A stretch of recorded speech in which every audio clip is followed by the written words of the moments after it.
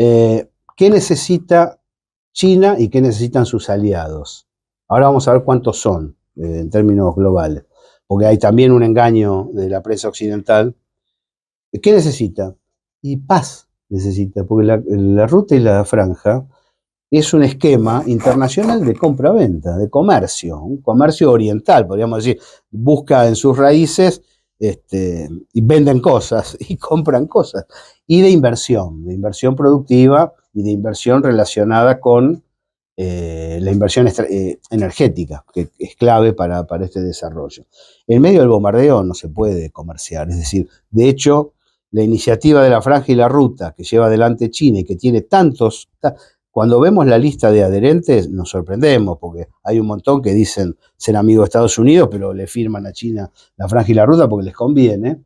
Nos encontramos con que un conflicto como el de Ucrania, un conflicto como el de Gaza, y todos los que están intentando generar los Balcanes, de nuevo, Taiwán y el mar de China Meridional, todo lo relacionado con Corea del Norte, la frontera del este europeo con Bielorrusia. Es decir, son todos presentes conflictos o conflictos por venir que está generando Occidente para frenar el desarrollo productivo de la multipolaridad. ¿Qué es la multipolaridad? Es lo que Méthode Ferré había preludiado como asociación de naciones industriales. Por eso decía, América Latina tiene que conjugarse. Pero ya es más de la mitad del planeta. Es decir, ¿qué hacen ellos? Y lo hacen bien. Ellos adquirieron las acciones de los grandes medios de comunicación occidentales de los 90 para acá. Los medios de comunicación están enfocando un mundo de 25 o 30 años atrás, donde Estados Unidos sigue siendo todopoderoso, hay que quedar bien con Estados Unidos para llevarse bien con el mundo. Un engaño. Y sin embargo, bueno, en nuestros países reiterado hasta el cansancio, como filosofía de política internacional.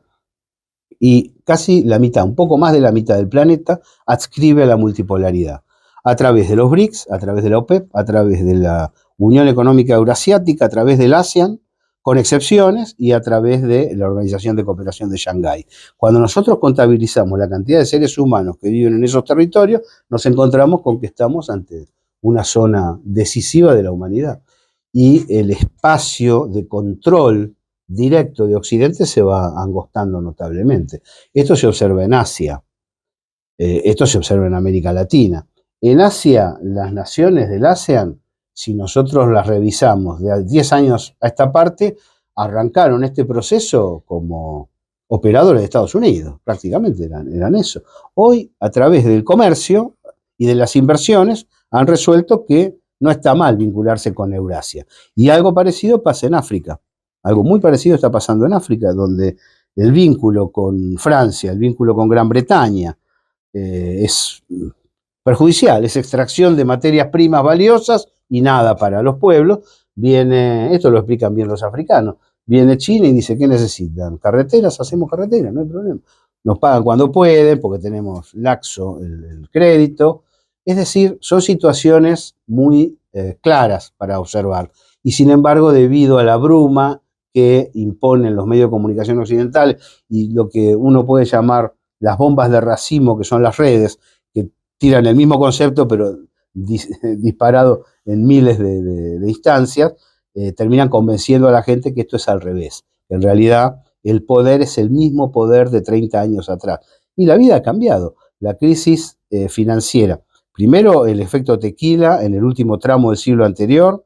Después, el 2001 en la Argentina, que abrió el mundo. Es decir, Argentina es uno de los creadores, no solo de la idea, sino de la multipolaridad. Es decir, sacarse de encima el neoliberalismo, un gobierno neoliberal, y con posterioridad la crisis financiera 2008-2010, que los dejó en crítica situación. Entonces, frente a esa realidad, lo que hace Occidente es fomentar el conflicto y fusionar en desarrollo las corporaciones financieras con las fábricas de armamento y con los hacedores de ejércitos mercenarios, terroristas y mercenarios en general. Ahí tiene una beta productiva, como la tiene en zonas del transporte, en zonas del confort, en zonas de construcción, donde necesita trabajadores. Pero en realidad, en el esquema que ellos diseñan, les están sobrando varios miles de millones de personas en el planeta. Mientras que la multipolaridad lo que dice es, no, los necesitamos para trabajar, porque nosotros queremos producir cosas, riqueza, bienes de producción y consumo, hechos concretos, mesas, autos, es decir, necesitamos trabajadores para que hagan las cosas y los necesitamos para que las compren las cosas, en un esquema parecido al que puso de pie a Estados Unidos a comienzos del siglo anterior, ¿no es cierto? Que después el capital financiero dentro de ese esquema, hay una película bárbara que es La vida es bella, no la italiana, sino la norteamericana, donde explica claramente la diferencia entre el crédito utilizado para la producción y el crédito utilizado para el confort, las finanzas o lo etéreo, ¿no? Estados Unidos se puso de pie con la producción y con la intervención del Estado, y nadie se preguntó si era en vano, si eran ñoquis. El Estado le daba trabajo a los trabajadores para que tuvieran trabajo, aunque no fuera muy útil en un momento determinado, como es Cabarzanca, y fueran compradores, por lo tanto tuvieran un mercado interno desarrollado. Luego Estados Unidos empezó a ser doblegado desde adentro por estas corporaciones hasta el día de hoy, que prácticamente le manejan la economía, y tiene una crisis humanitaria letal que no se enfoca, pero vale ver la gente adicta en las calles, tirada. Eso es desempleo. Lo mismo que la droga, que los narcos, eso es desempleo, no es otra cosa. Ahora quería, ya que citas esto, antes de ir a esta cuestión, quería llevarte a una reflexión más. Si uno analiza la historia de los últimos 500 años, lo que ha ocurrido es una excepcionalidad en la historia de la humanidad, que es que Occidente, que había sido siempre periferia, se convirtió transitoriamente en el centro del planeta, y los países que habían representado las más grandes civilizaciones en la historia de la humanidad pasaron a ser periferia. En los últimos 50, 60 años ese proceso se ha revertido y estamos volviendo a un mundo bastante parecido a como ha sido siempre. Y entonces aquí no habría, si uno lo mira en términos estructurales, mucha novedad, ¿no? Las grandes civilizaciones siempre han estado en el Oriente y el Occidente siempre ha sido una sola periférica del planeta. Ese proceso vos lo ves que va a profundizarse, que tiene chances, ¿cómo lo ves? Kissinger explica en On China, él explica que también hay un proceso de maduración en China, ¿no? Es decir, pues está el proceso de maduración corto del Partido Comunista Chino y el Partido Comunista de la Unión Soviética hacia una comunidad organizada, donde no se pueda eliminar la participación privada y social, lo que tiene que estar es controlada, ¿no? Pero hay una... lo expone Xi Jinping y lo expone Wang Xi también, el canciller, cuando habla en los foros internacionales.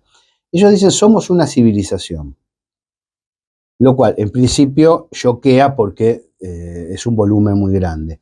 Pero dicen, los demás también son civilizaciones, los otros grupos de naciones son civilizaciones. No queremos que cambien, no queremos que se asimilen a nosotros. Lo que queremos es convivir. Convivir, exactamente, respetándonos mutuamente. Con lo cual, tal vez, esto es muy hipotético porque estamos hablando de 500 años para allá, 500 años para adelante, ¿no? Pero tal vez China tenga menos aspiraciones autocentradas que las que tuvo en su momento.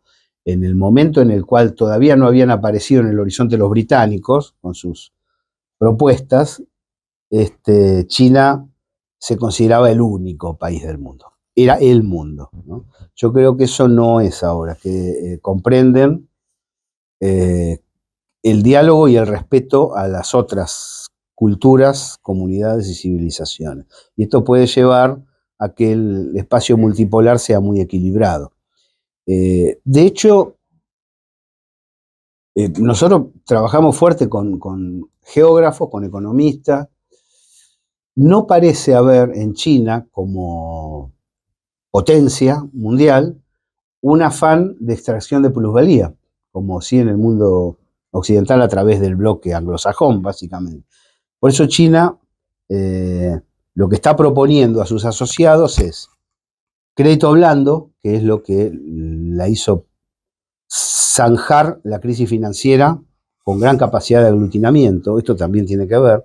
mientras las corporaciones financieras y los estados occidentales pedían plata, los chinos decían, no, acá hay plata, acá hay créditos, ¿no? Podemos hablar del dólar un toque en un instante, pero y no están pidiendo a cambio cosas que no necesiten, ni están pidiendo a cambio cosas que sean acuerdos leoninos para los pueblos. Por eso a África le conviene, por eso a Asia le conviene, por eso a América Latina le conviene. Proponen una relación más complementaria. Claro, yo creo que más equilibrada, más los jefes de Estado, ¿dónde se ve eso que vos estás señalando también? Creo que hay una combinación de lo que vos estás diciendo con lo que está pasando. ¿Dónde se ve? Son mejores los jefes de Estado orientales, los jefes de Estado multipolar, son mejores pensadores, conocen la historia de sus pueblos, conocen la historia universal. Es decir, el volumen, la inyección vital de la historia está también en las jefaturas de Estado. Hace rato que no aparece una jefatura de Estado importante en Occidente, hace rato. Es decir, la gente se ríe de Biden. Hay una situación muy en baja, ¿no? En Occidente. En cambio, en Oriente aparecen los cancilleres. Lavrov es un pensador, es un estratega. Putin lo demostró el otro día en la famosa entrevista que le hizo Tucker Carlson. Es un conocedor específico de la historia de su patria, con todas las contradicciones adentro, no tiene una narración unilateral.